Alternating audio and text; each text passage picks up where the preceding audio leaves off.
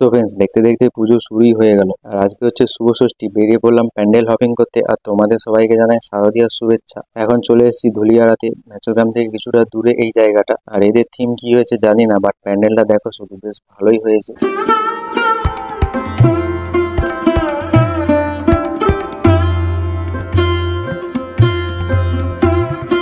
আর এই ফুলগুলো যে দেখছো, এগুলো সব স্পঞ্জ দিয়ে বানানো। আর তার সাথে লাইটিং এর জন্য ভেতরের অ্যাম্বিয়েন্সটা আরো বেশ ভালোই লাগছে দেখতে। আর দুর্গা মায়ের প্রতিমাটা জাস্ট অসাধারণ। এরপর সুন্দর লাইটিং দেখতে দেখতে চলে এলাম সিদ্ধাতে।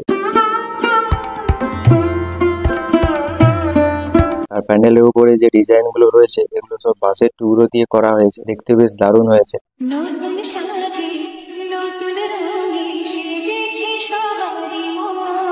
তো এখন চলে এসেছি মেচোগ্রামে। আর এই বছর এদের ভাবনা বোঝা।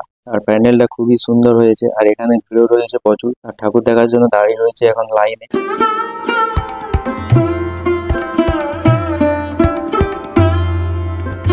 আর দুর্গা মায়ের প্রতিমাটা খুবই সুন্দর। আর প্যান্ডেলের ভেতরের অ্যাম্বিয়েন্সটা জাস্ট অসাধারণ, মনে হচ্ছে যেন অন্য কোনো জগতে চলে এসেছে। আর লাইটিং এর জন্য আরো বেশি ভালো লাগছে, একটা আলাদা অ্যাস্থেটিক ভাইবস রয়েছে।